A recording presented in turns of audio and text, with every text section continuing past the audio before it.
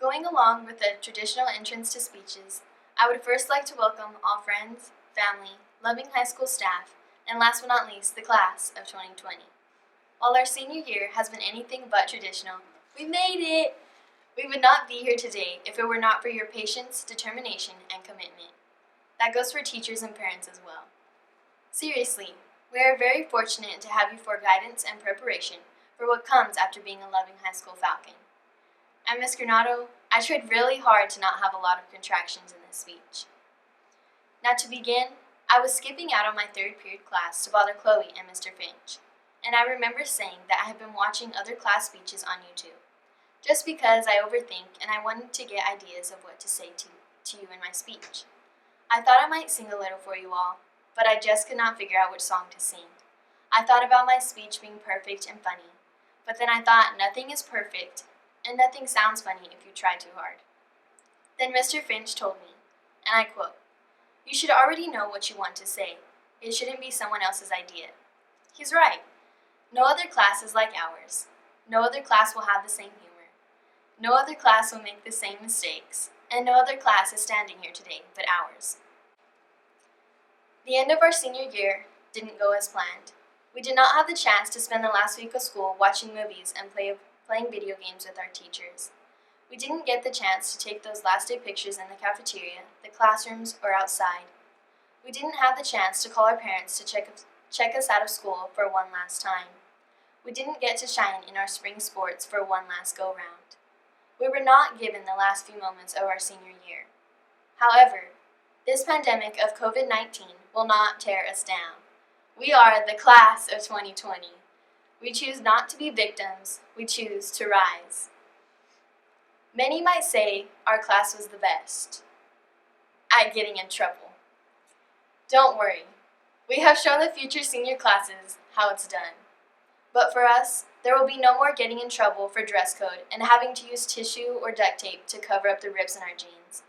No more getting in trouble for having our earphones in. No more getting in trouble for wearing our hoods to our hoodies. No more push-ups or crunches because we said a bad word and our teachers heard it. At least for some of us.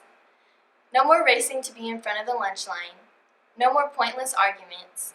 No more complaining to go to athletics or sports, even though we actually enjoyed them. I mean, that is how we prepared for our summer bod. On a serious note, I have come to learn that in life, you should have important concepts to live by. It does not matter what others think of you.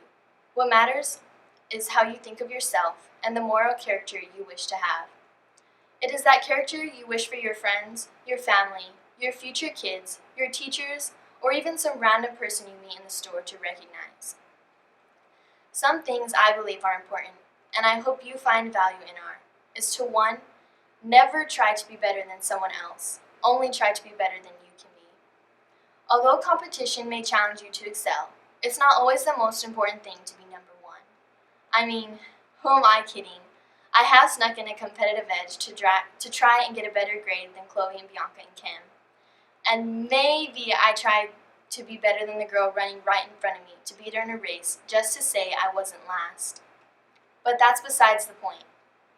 I am learning to focus on becoming a better version of myself and not just beating the person next to me. 2. Do not let emotions define actions. Now that's a tough one. I'm a very emotional person thanks to my mom. Thank you, Mama. Although emotions are not necessarily a bad thing to have, they impact a person's ability to make good decisions when they are sad, mad, or just happy. Which is why it is never a good idea to make an important decision when you are at your highest or lowest points.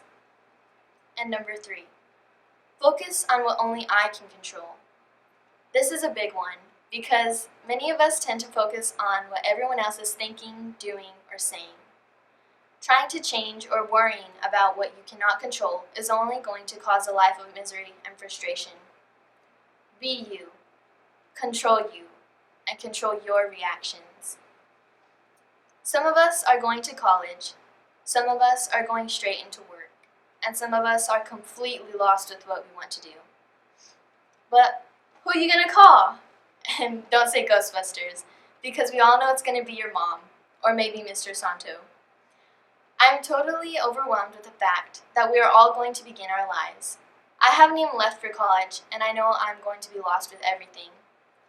The majority of us may never speak to one another again. Some of us will remain lifelong friends. I'm going to miss all of you.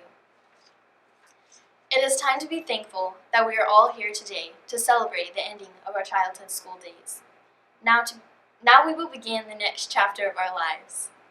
I challenge each of you to find a mission statement to discover your purpose and live each day as if it were your last.